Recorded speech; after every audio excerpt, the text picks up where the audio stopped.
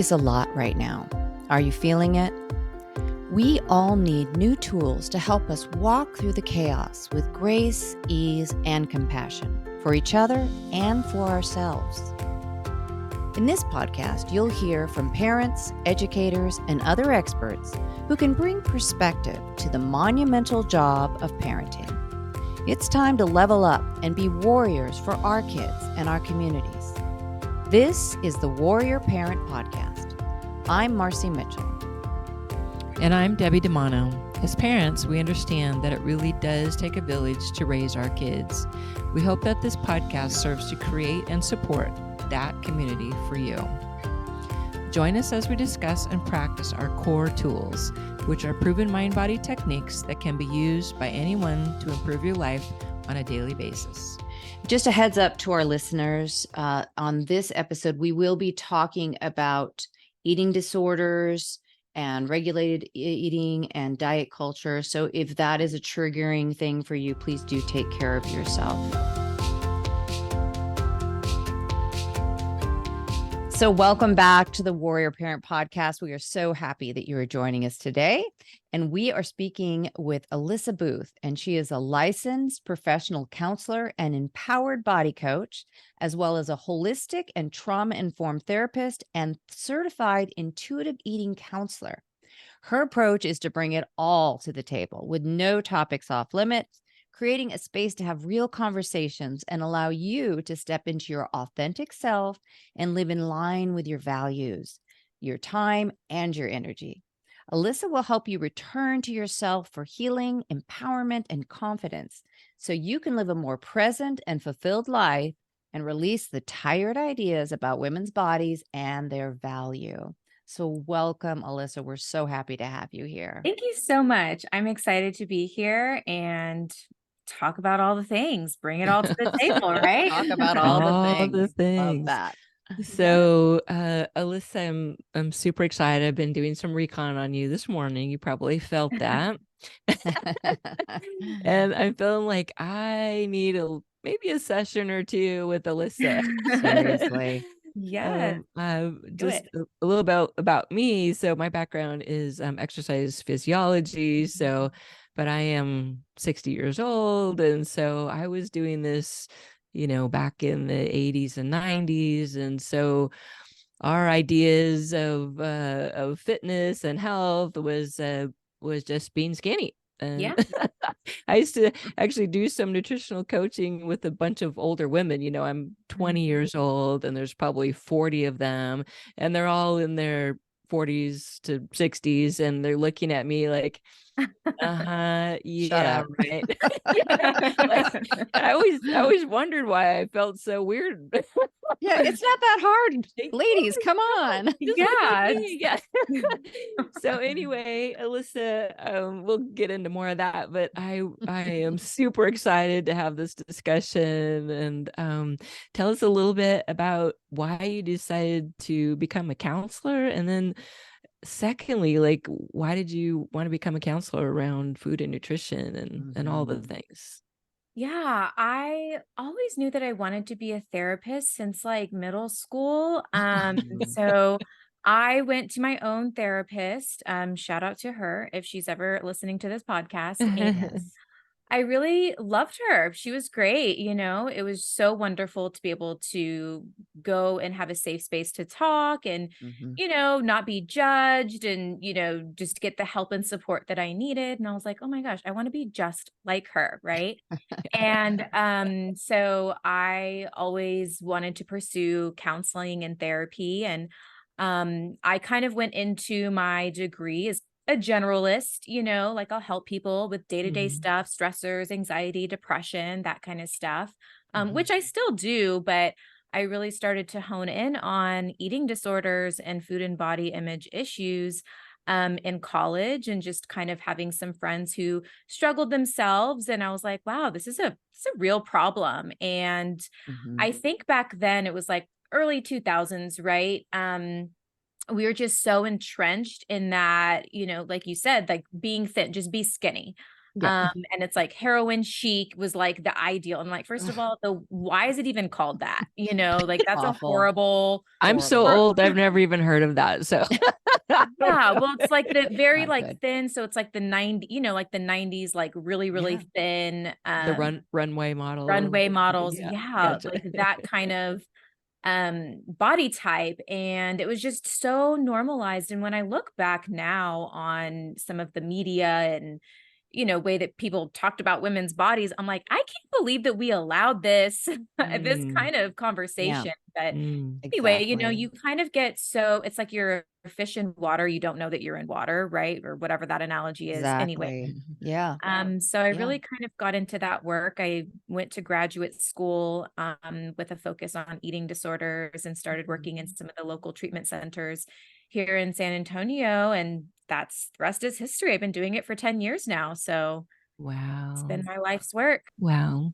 Excellent. So tell us a little bit about some of the different eating disorders. I know, everyone probably knows the basics, anorexia and bulimia, but I'm sure there's a lot more now that people don't really understand about, just like, mental health in general. It used to be just, bipolar and depression, and that's all we knew. we didn't know anything. Right. I know you do a lot of work around trauma and Mhm. all of that. So expand a little bit on some of the different types of work you do. Oh my gosh. Okay. So how can I keep this in like a short segment here? Yeah, there's a lot of different eating disorders, and I would even expand to my work and I started doing coaching is a lot around like disordered eating. I Hmm. think a lot of times disordered eating patterns are just normalized, right? Yes. And this is no shame to people who diet or partake in these behaviors, but really just to kind of shed light on like, why are we doing this? Like, why are we doing Yes. this? Like, why are we going on a juice cleanse? Like, Mm. why are we not eating food for 3 to 5 days? Like, that's Mhm. not really healthy. That's not really going to be give you long-term like health results, right? It's mostly just going to give you diarrhea and make you really and probably like binge later. I Straight mean, up. honestly, right? Like Yeah. that's just what it The is. cycle. Like Yes. Exactly. you're just going to poop a lot. You're gonna be on the toilet. And um, so things like that I feel are just very normalized, and Yes. working in the eating disorder realm where, we're having a clinical diagnosis. Sometimes there's a lot of gray area between the disordered eating patterns that people are doing and engaging in and promoting, Hmm. and a clinically diagnosed eating disorder where people are in treatment trying to undo all of those Yes. behaviors that people are Yes. selling them. Yes. So, right, we have anorexia, which is one of the most commonly known, Yeah. which is self-starvation. I think that one of the things that we don't realize is when we're chronically dieting and being told to eat 1,200 calories and then work out on a day-to-day basis, like that's almost meeting criteria. You know what I mean? And Wow. we really see anorexia as being, in a really small, thin, frail, like low BMI. Um, and one of the things that we have to watch out for is people who are in larger bodies or like Mm, straight size bodies experience anorexia, but people don't see that mm, because they're not, 90 Right. pounds or whatever, right? right. Rail thin. Right. And so their eating disorders will oftentimes go unlooked or will be praised as like, oh my God, you're losing all of this weight, Yeah. when really they're exhibiting signs of an eating disorder. Yes. So that's a really big one. Um, And with and by the way, the whole BMI thing is really stupid. being looked at right now too. Like It's Yes. that for me, like back in, 40 years ago, that Yeah. was the thing. That was right, the Yep. gold standard. Now, right. I think it's going to go in the toilet. And even, Absolutely. medical doctors, really know, they just use that term. They probably don't even know what that means, but but Yeah. that's what they go by, right? Yeah, So and absolutely. And for the record, I do not by any means measure health on BMI or Yeah. weight or size or shape or Yeah. anything like that. It's just Yeah. we're in the DSM, that still is one of the criteria is the lower BMI for Right. anorexia. So that is where that reference comes from. But Yeah. clinically speaking, I just kind of toss that out because anybody can have anorexia. It's actually called atypical, and I'll put air quotes there, atypical anorexia, for somebody to have anorexia who does not live in a smaller, like malnourished body. Yeah. That's So fascinating. I wouldn't say malnourished. I mean, they're still malnourished, just not the lower BMI, I guess, is Right. probably the more appropriate way to say They're that. not fitting that image of what we think Right. of when we, Right. right. Yeah, absolutely. And then with binging and purging, typically in bulimia, you know, a lot of times when we are dieting, right, we see that pattern there. And maybe it might not be to the extreme, but when we're dieting, or we say, I'm not going to eat this food, or I'm going to eat as little as possible, or, restriction isn't just a matter of not eating enough food, it's also mental restriction. So it's the holiday season as we are recording this podcast here. And Right. so we are bombarded by all of the sweets and the treats and the cookies and the holiday parties and the potlucks and the gatherings and the get-togethers and all of these different things. And so people are really wigging out about it. Like, oh my gosh, I don't want to gain the holiday weight, and I'm only going to let Right. myself have a little bit, and I'm going to Right. not go to this party. Right. So all of that is actually mental restriction. And when we Mhm. fall into that pattern, we are more likely to binge and or overeat when we are given the opportunity to be Right. with that food, right? That Mhm. we're restricting. So Yeah. especially, I work a lot with my clients on keeping those foods in the house. So like keeping the Oreos in the house, because when you don't feel like it's off limits, you're less likely to overeat and binge on it. But that's not Yeah. what our culture will tell you. Say, Oh no, my God. don't keep any of those Oh, snacks in the house. Right. Don't okay. keep candy. Don't keep cookies. I have never heard that concept Yes. before, keeping the Oreos in the house. Oh my And I God. But love my that. husband will eat them all. So I have to watch out for him because he is a nighttime thing, and they'll eat the whole thing. So I have to be, Yeah. when you're watching out for other people in your household too, right? So that's But why is he very eating all interesting. of them when he gets the chance? Is it because they're not there and they're not readily available? Right. Because Yeah. we just bought some Oreos and in the house, and my son wanted them, and he was like, can you get Oreos? And I was like, sure. And so, maybe the first time he had like 4 or 5 Oreos, I don't know, I wasn't counting. But there's still like a whole thing in there. We've only eaten half Yeah. of the thing, and it's been Yeah. in there for at least a month or so, maybe 6 Yes. weeks. And so it just goes to show that when you have an abundance of the things that you're more likely to binge on, and you give yourself unconditional permission to eat and Yes. enjoy that food, it no longer becomes this like, oh my gosh, well, I'm going to have cookies and I'm going to eat all the cookies because Yes. this is my only time that I'm going to have the cookies this Yes. time. And then you Yeah. overeat it and you feel like crap and your stomach hurts. And then you're like, why did I do that? See, I can't Yeah. control myself around food, Yeah. so it falls into that overdoing and then underdoing and then overdoing Yes. and then underdoing. You're just flip-flopping. I feel like this is it. Like, this is the core, like right here, this whole messed up culture we've created that puts all of this weird extra stuff on just putting food in your mouth, just fueling yourself.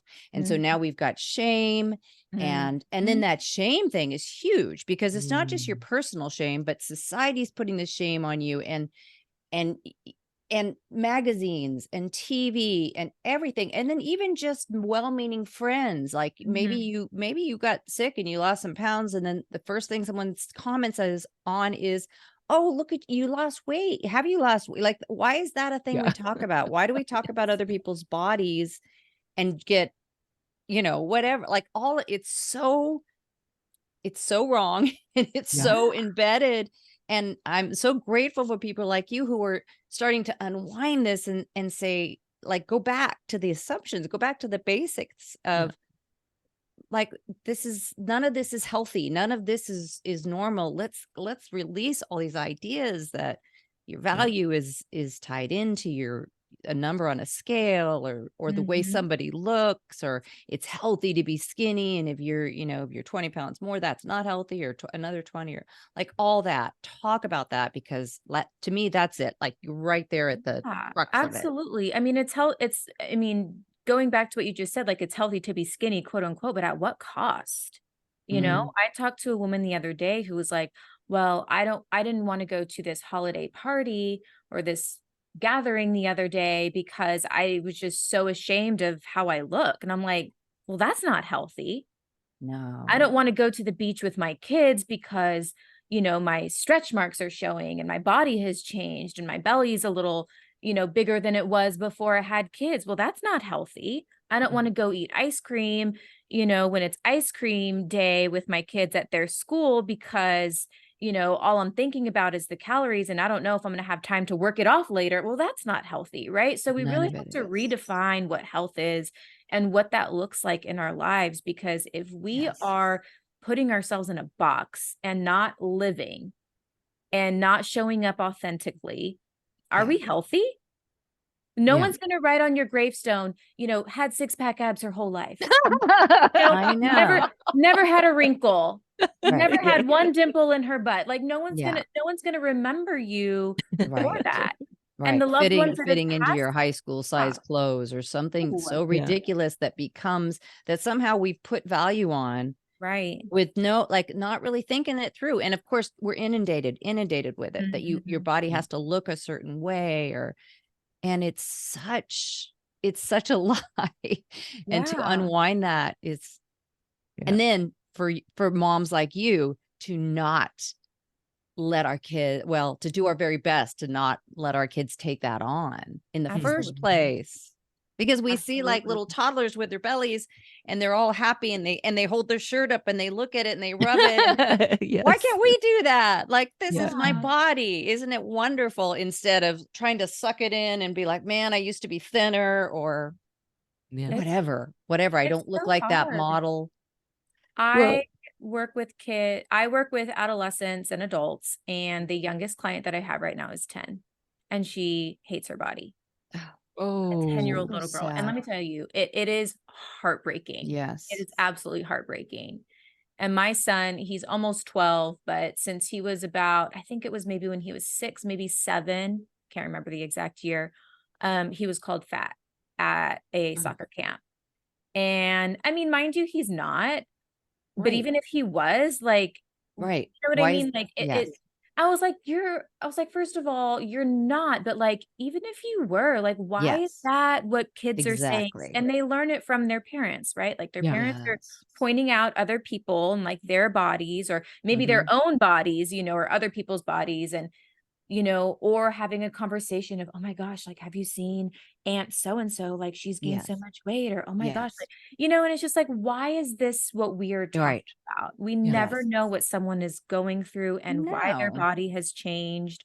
I've had clients who have come to me in the depths of their eating disorders, and their family members or friends or whoever are complimenting them, and they're It's binging and awful. purging, 12 times a Yes. day, and it's just like, Yes. this isn't, We gotta you just stop. never Yeah. know. Yeah. Yeah. And I've heard a story of a woman who got diagnosed with cancer and was battling cancer, but she looked good because she lost weight going through chemo. It's just Yeah. horrible. It's just It is. And it's a horrible way to be conditioned. Go I ahead. think that's a really important thing for all listeners to hear and share, because, when we do that, when we see someone and say, oh, did you lose weight? Like, it's not coming from, we're not understanding, we're not thinking of all that. It's coming from, we're trying to compliment them. But we Mhm. Right. need to normalize this idea that we don't use that as a way to compliment someone, that we don't even really comment on other people's bodies, that's not Yeah. who they are. Why would we talk about that? There's so many more interesting things about a person, I and was, we need to stop doing that. yeah, I was looking on Alyssa's Instagram. She has like these 5 or 6 things that you can say to people while giving them a compliment, and it has nothing to do with Yes. their body size. Yes. We need training. We do. in We that. have to unlearn, and then we Right. need to relearn. So that's why the work you're doing is so important. And the Yeah. same thing with kids, Yes. we talk about it's not quite as body focused, but not saying things like how cute you are, or, like, just like focusing on the way they look and making that what we comment on. Like Right. it, and it's not, again, it doesn't come from a place of malice, but it's what we were taught. It's what we, Yeah. Yeah. Well, I yeah. mean, and of course we think our kids are cute and beautiful Yeah. and whatever and handsome and all Yeah. these things, but I think the main idea is that we don't want to reduce ourselves to our appearance. Yes, To reduce exactly. we don't, you Yep. know what I mean? Like, we don't want to, Yes. I don't want to reduce myself. I don't want to reduce my kids. I don't want to reduce my friends to how they look or Anyone. how much they weigh. And I think Yes. that when we focus on appearance or weight or size, we're communicating that to our loved ones. Yes. That's what matters. And we notice that and we Yeah. see that. And I Yeah. think that's where a lot of shame comes when our bodies do inevitably eventually change as Yeah. they will. Yeah. You know, I think about this. So, you know, again, like I was born in the 60s. So, you know, prior to that, even, you know, if you've ever watched Miss Maisel, on television, have you ever Mhm. seen that? Oh my Yeah. gosh. So back in the 50s, even women would get out and they'd have a little measuring thing and they'd measure their thighs, they'd measure their waist, and they Yeah. were itty bitty tiny little things, right? And then Right. for myself growing up, I watched my mom. I don't know if you've ever heard of the Mayo Clinic diet. Mhm. You Mm. probably haven't, but it was 12 eggs a day and grapefruit. It was just eggs and grapefruit, eggs and grapefruit. That, and she Yeah. did that, and she would lose 50 pounds, gain it all back, do it Yeah. again. And so you know, so I grew up watching my own mother do that, right? Mhm. And so I think it's generational, right? Like this is going to go on for a while Right. until we can relearn some new ways of being, right? Now, granted, the food industry hasn't done us any favors, right? No. The United States has poisoned our food, right? And so we're fighting this battle of poisoned food. If you go to Italy, you know, here, like, we can't eat pasta anymore because all those carbs will make you fat. Well, right, if you go to Italy, they're eating carbs, they're eating pasta all day long, and none of them look like we do here in the United States, right? I'm going to give you, I'm going to pause you for a second because I want to Okay. challenge that thought. Yeah. So do I think that, oops, I touched my mic. I hope that didn't cause anyways, glitches. So, I want to challenge that thought because I feel like could our quality of food be better? Yes, probably. Don't necessarily disagree with that. Yeah. But I also feel like there are so many like health people, health coaches out there that are now feeding us this idea that we are poisoning our kids by giving them all of these different things. Now, everybody has their own autonomy and can eat the way that they want to without Yeah. judgment. But I also think that so something that you mentioned about your mom is like losing all this weight, then gaining it back, losing all this weight, then gaining it back. And that's called weight cycling. And weight cycling can actually cause more issues, more Yeah. like hormonal issues, heart issues, cardiovascular issues, increased risk of diabetes. That puts a lot of stress on our bodies. So how much of it is the food that we're eating, which again, not saying that all food is created equal and whatever, you know, has the best quality, but we have to look at the way that we're taking care of ourselves, the stressors that we are carrying around, the traumas that we're carrying around, right? Yeah. How is that impacting our health? Because I think that we have so much of a focus on food and exercise, which again, I'm not saying that that doesn't have any piece of the pie, you know, in our Yeah. health, but Right. at the same time, you know, how much are we neglecting our mental health, our emotional health, right? In that For sure. pursuit of well-being. And so much research has come out. I would recommend listening to and also reading Christy Harrison's book. She's a registered dietitian, very much in the intuitive eating anti-diet space. She does a lot of really good research. And I wish I could remember all of the studies off the top of my head, but I don't have that much brain space right now. If you But share I'm that more with us, we can link it afterwards. yeah, I I would can love to share those have that as resources a with you because there yes. are so many studies that show that it's not weight gain per se, it's the weight cycling. I mean, because think about Yeah. how stressful that is on your Right. body to lose 50 pounds and gain it back, and then lose it Right. again, and then gain it back, and then lose it Right. again. And what Yeah. that does to your metabolism and how much stress that puts. So, you know what I mean? We have to kind of look at it from a different angle. And Yeah. there are also studies that have showed that when you are in a space where you're in your like set point weight, that people are actually a lot healthier Yeah. set point weight. And that doesn't necessarily mean within the BMI, right? Like we talked about earlier, it just Right. means that like you're in your weight that feels good and right for your body. Yes. And I think that's another really important point, that we're all different, and some people are super thin and it's just natural to them and they can eat everything, and everyone will think, oh, they're the luckiest, but they don't necessarily want that value placed on them because that's the way their body is, or people talking about how thin they are all the time either. Just like if somebody was heavier, they don't necessarily want you commenting on their body. So that idea of doing that, but also I know for me, I wasn't, now if this is a thing that women my age are always talking about. We look back at pictures of ourselves in our teens and 20s and think, oh my God, I was so thin. But at the time we were like, oh, my thighs are touching. And I'm a woman and I was a kid who, after puberty, my thighs always touched, but it didn't mean I was fat. That's how my body was.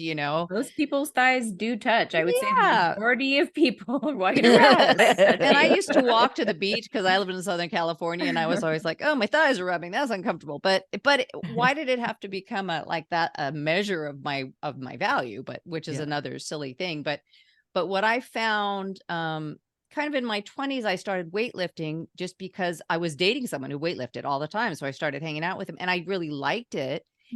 And then just found that increased, my muscle mass. And then I got to I was thinner, but it was natural. I ate what I wanted to eat. I enjoyed food.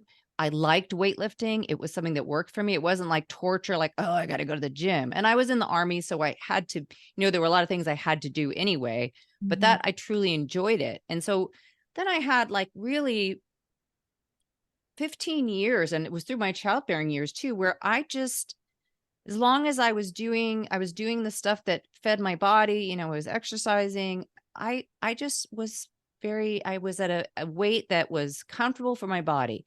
And at the time, I still probably would have said, oh, I wish I could lose 5 pounds because I was dumb, and I get more now. But, it was like, that was just so nice. I wish I would have enjoyed that more. And then, and I think people will relate. Then I hit menopause and now I'm in my late 50s. And that's a whole new thing where I'm like, what is happening? Because now, my body's different. But what I've really worked on the last few years is just embracing this heavier body, this softer body, this not fitting any of the images of what I'm supposed to look like according to society and media. And yet just knowing that, okay, I want to be healthy. I don't want my knees to hurt, things like that. I want to stay active. I want to be able to live my life. But that doesn't necessarily mean that I'm going to fit into jeans that I fit into 10 years ago, or that, my stomach's just bigger. There's stuff back here, and that's okay. It's not stopping me from living my life, but it's still a struggle because I've been so fed this idea that I will be more valuable if I look thinner. And, I don't even know where I started with this, but obviously something that I think about a lot, but it's just, I know what it was. It was that idea that there's certain places where your body's happy and you're, well, bodies are meant to change. Yes. The one thing, and I tell people this all of the time, a lot of my clients recently have been moms or like recently postpartum, and they're like, oh, my body, I just don't feel good. And I'm like, because you had a baby 3 months ago. Like, does anybody feel that great? You know what I mean? Like, our you made a bodies person change. and then you passed it through you, and give your body a minute to recover from that. Well, and I think that we don't take into consideration, some of the things. So my kids are 10 years apart. And with my first pregnancy, it was an unplanned pregnancy. I was 22, so different kind of body back then. Sure. And then with my second, I ended up going through IVF, and that was a very big toll. That took a very big toll on my body. Oh, yes. And, with all the hormones and the injection and the emotions and all of that, so it's just, my body was so different. My body experienced pregnancy so differently the second time around. And I was, 10 years older, which I'm not like old by any means, but Yeah. it does make a Oh difference, yeah. 10 Yeah. years. Sure And does. so I think that we become so, like you said, it's just like that conditioning that we need to bounce back, or we need to look a certain way, or we need to do everything that we can to try to get back to that place. And I love what you said about just like reflecting on, various stages of your life and thinking, oh my God, I thought I was fat then. And like, I didn't even appreciate my body. Yeah. And so maybe even looking at it from the space of like in 5 years from now or 10 years from now, I'm going to look back at my body right now and wish that I had appreciated it. So Yes. how can I do that right now? Right. So Do it how right Yes. can I now. connect that right now? Yes. I think No. every woman would have that very same thought, like if, Yeah. including the wrinkles and all the stuff Yeah. that we had, and we just didn't appreciate it when we had it. I'm curious. We're talking a lot about women here because we're all women, but so do you work with any men? I'm curious about this.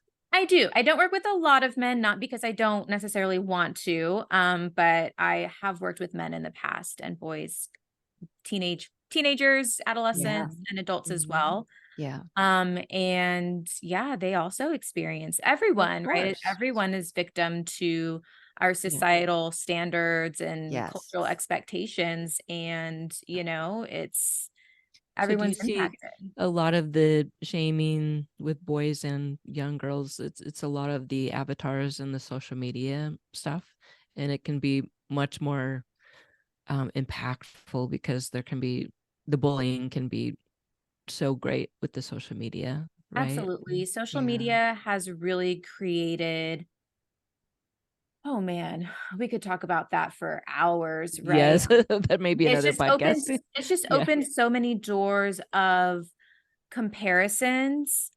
Yeah. And especially like young girls comparing themselves to like, I wouldn't say, I would say more like the 20 something year old bodies that are like more developed, Right. per se. And Yeah. so it's just, and then unrealistic standards, and oh, I need to be wearing this or looking like that or doing Yes. this trend or wearing my makeup like this. Or even like buying these like anti-aging skin products. I'm like, you're 14. You don't need anti-aging, but it's just kind of, Yes. that influencer era almost, Yeah. Yes. has Yes. really impacted. I would even say young women, young girls, but also people my age. And I'm Yeah. sure, Everybody. throughout the lifespan, Everybody. because Yeah. it gives us more people to compare ourselves to. And Yeah. Yeah. especially with like all of the filters and, I have a ring Mhm. light right now. I'm not wearing makeup, but I have a ring light on, and, I'm sure that changes the way that my skin looks. I'm sure it's a little bit more glowy than maybe in different lighting. Yeah.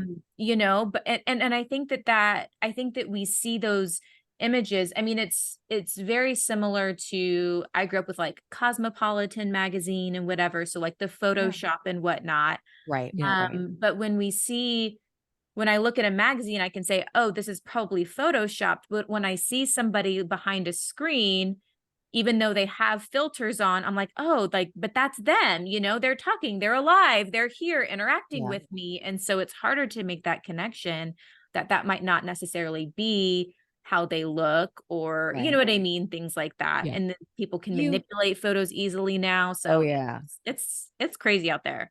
There's Yeah. you mentioned about the comparison, and we know that that's like when you start that comparison, like that's Mhm. stop yourself right there, because there's no reason to compare yourself. You're unique and you're the way you're meant to be.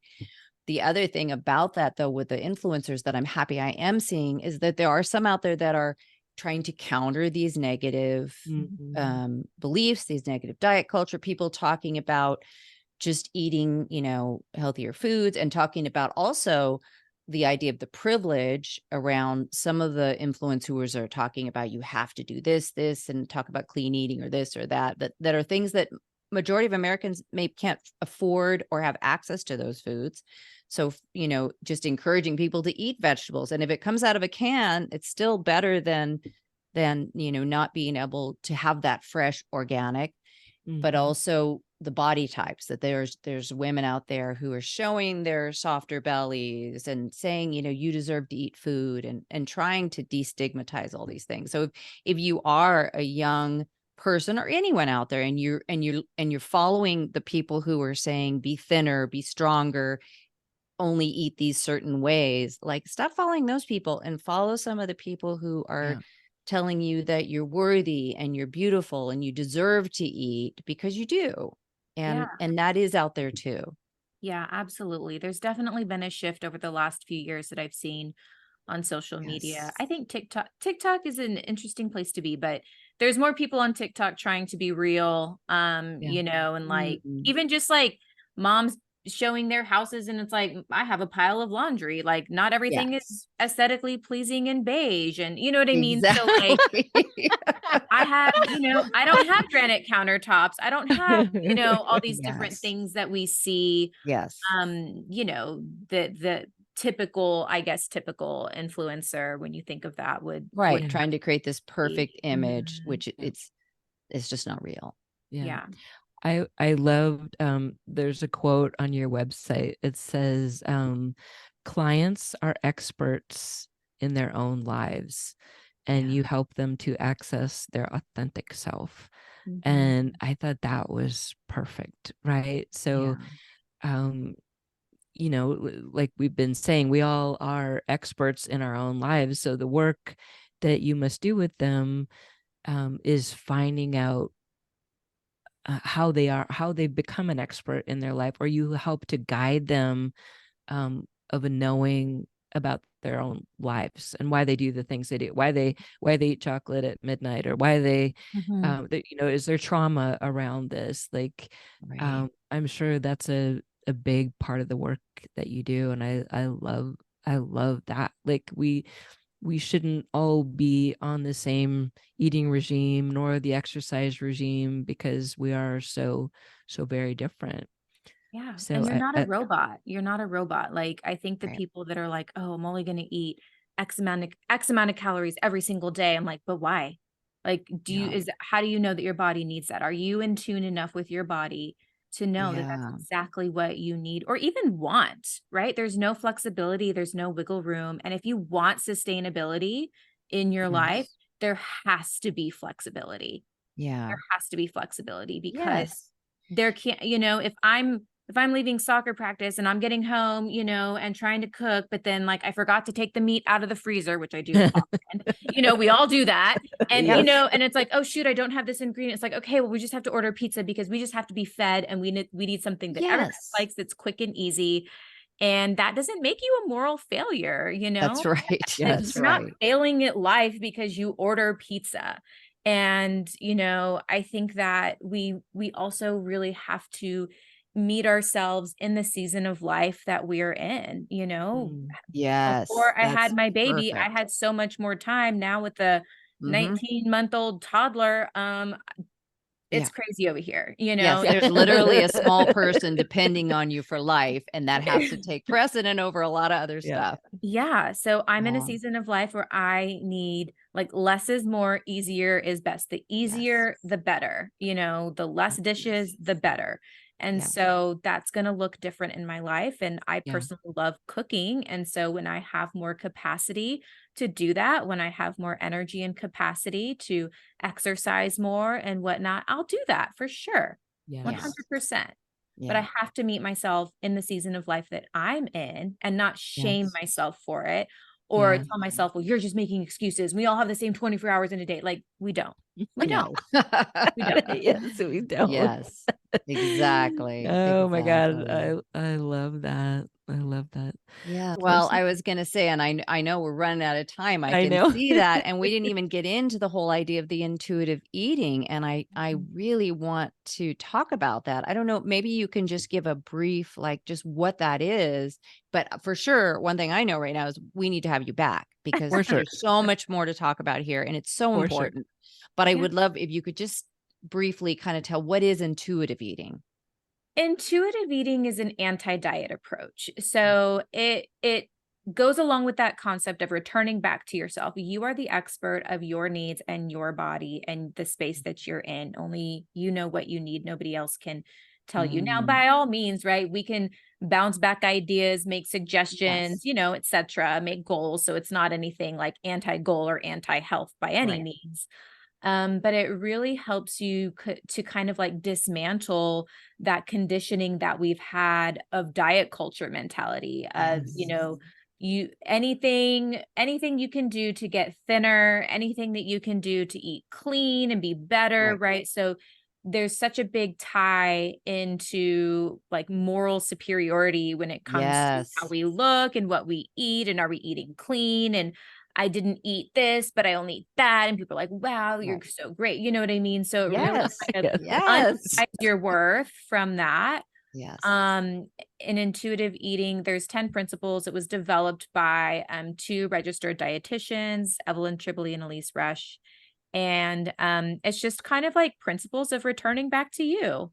I love that. Helping you with body image, overcoming things like weight stigma and fat phobia, because there's a lot of people out there that are just really mean to people who live in different types of bodies, make comments. And it also incorporates gentle nutrition, which I love that language, because we can acknowledge that certain foods have good nutritional value that our bodies need and want. Again, without going to the extremes. And same with exercise. So it really talks about joyful movement. So I loved how you were talking about like weightlifting, and that was so fun and I enjoyed it. And it wasn't like you have to, or you better, you got to do more, it just felt very like natural and good. And like, I'm looking forward to this. And this is a good experience for me, instead of like punishment and torture because of how your body looks or how it's changed. So a lot of really good stuff. I definitely incorporate intuitive eating into all of the work that I do with all of my clients. And then I add in a lot of values work. So like, what are the things that are really important to you, and how can we anchor yourself in that, and not how much you weigh? Or I hear people all the time too, who say, the first thing I do when I wake up in the morning is I weigh myself. I step on the scale because it's right there in my bathroom. And if it's gone up, I feel horrible and I need to make up, and I need to do this and I need to do that. And then if it's gone down, then I feel good. And I'm like, why are you letting something so arbitrary determine your happiness and like how you treat yourself and your body? That's external. So so intuitive eating is a really great place to start for people who are interested in, this kind of mindset and mentality as well. So this is what I'm thinking. I would love to have you back in January to talk, like to really go into intuitive eating. And because as we know, a lot of times in January, people are really trying to start new, better habits.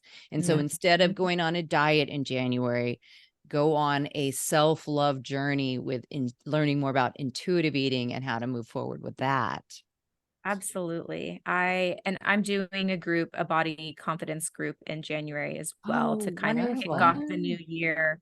Because people do want to make goals. I'm a goal setter. I'm a January goal setter. I like to look at my year. Nothing wrong with that. Evaluate, so there's nothing wrong with setting goals. And if you are like, okay, I need to do something different, or I need support, I'm all about that. And so I'm excited. So, okay, number one, that group that you're doing, is there online availability, or is that just something you do local?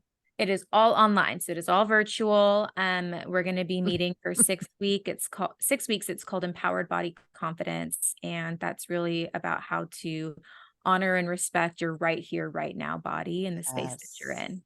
Okay. So we're going to give that information from the website, just from your website, they can go there. Okay. Okay. And I'm on Instagram. I'm very active on Instagram. So anybody can reach me on my Instagram DMs and all of that. And what's your Instagram handle? It's Alyssa Booth _LPC. Okay. And when does the online course start in January? It's going to start the first week of January. I guess January 1st, I think, is on a Monday. So it'll start that second week. So after the holiday. I don't know what date that is, that following Tuesday, Monday or Tuesday. Okay. I guess I Okay. should know. I guess I should know the date, but I don't know it off the top of my head. Okay. The second Monday is the 8th, and The Tuesday would 8th, be the yes. 9th. So Yes. it's going to So it'll start be on that the week. 8th. Yeah. Okay. That week. Okay. Yes. Yeah. Awesome. Awesome. Ugh, And that's great. I'm going to keep the group small. So I do have limited spots, just to kind of throw that out there as well. I don't want it to be overly large, and I don't want people to feel Yeah. lost in a group. Yeah. So I want it to be really intimate, really personal, where we can, again, have those real raw conversations about the things that are impacting us, because I think it's so, so important that we speak truth into where we're at, and ask for that support. So I'm excited for the women who have already signed up, and I'm so excited for the group. I'm excited. Awesome. Yeah. Well, And it I is- see that this episode is airing on January 4th. So that will Yeah, I give people a little know. bit of a chance. Hopefully Yeah. there'll still be spots, but I'm sure if not, maybe you'll have another one or something. Because I do think, I really hope, because I think this is what we need. We need this shift. And yeah, we got to take better care of ourselves and our kids and in the world, and just be done with this whole diet culture. And we know people are making a lot of money off it. So let's Yeah, let's absolutely. And take care of ourselves. I always tell people, and especially the moms that are struggling, and who want to do better for their children, I always say, hey, look, like, there's intergenerational trauma, but there's also intergenerational healing. And Yes. and you have to take care of yourself and your health and your mental health and your well-being. And you can pass that along to your kids. And it's never too late. Even if your kids are adults, it's never too late to do that. Exactly. Yes. So Beautiful. Beautiful. Thank you so much, Alyssa. I'm sure this is not the last you've heard from her. And No. us. we're gonna schedule again in January and go deeper into this, because it's such good work. Thank you so I'm much. excited. Of course. Thank Thank you. you so much for having me.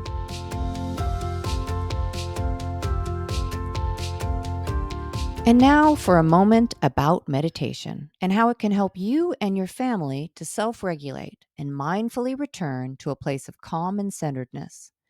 Our Core Tools platform consists of a number of proven tools and techniques that are designed to reduce stress, anxiety, and overwhelm in spite of what's going on in your world.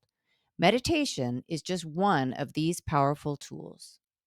And through a special partnership with Donna Appadoni, we have created a group of meditations available only on our platform and via Donna's own website. Here's Donna.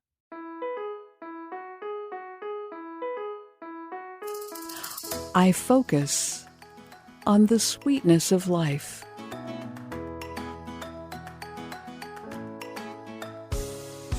Snuggles with loved ones.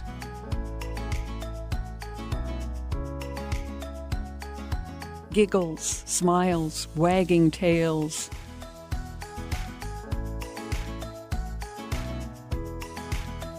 Love shown and shared. Nearby and over great distances. Hi, I'm Donna Appadoni, and I'm the person who writes and produces the meditations that are used by Core Experience.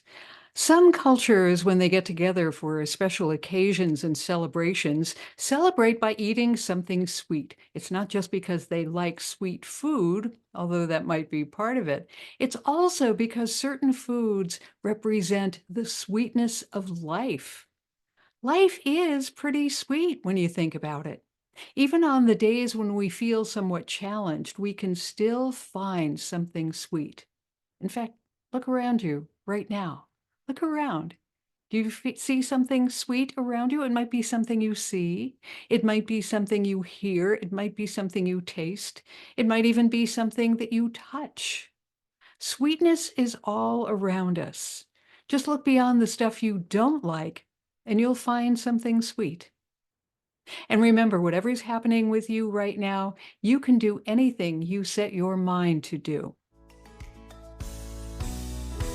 We love, we lose, we live, we listen. We are blessed. We are grateful.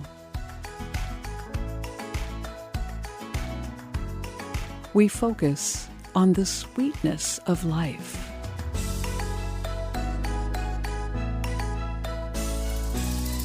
Donna's book, called Drive Time Meditations, is a collection of 183 of her purpose-driven motivators. Drive Time Meditations is available on Amazon. Thank you for listening to the Warrior Parent Podcast. You can find us at coreexperience.org. Make sure you join us next week for another informative conversation to help you and your family show up mindfully, purposefully, and joyfully with each other and in your community. Our meditation segment is produced by Donna Appadone with music from Scott Holmes. The full collection of meditations is in Donna's book, Drive Time Meditations, available on Amazon and at donnaappadone.com. Thanks to Samuel Hale, LLC, for sponsoring this podcast. Technical and marketing support comes from Inspire Your Brand. Our podcast editor is Justin Beeden. Opinions expressed by guests do not necessarily reflect those of the hosts, producers, or financial supporters. I'm Debbie DiManno. And I'm Marci Mitchell. The Warrior Parent Podcast is a production of Core Experience. If you resonate with the idea of creating a community to help support kids and families, won't you join us by following the podcast and sharing this episode? You can even write a review. It truly does take a village, and we appreciate you.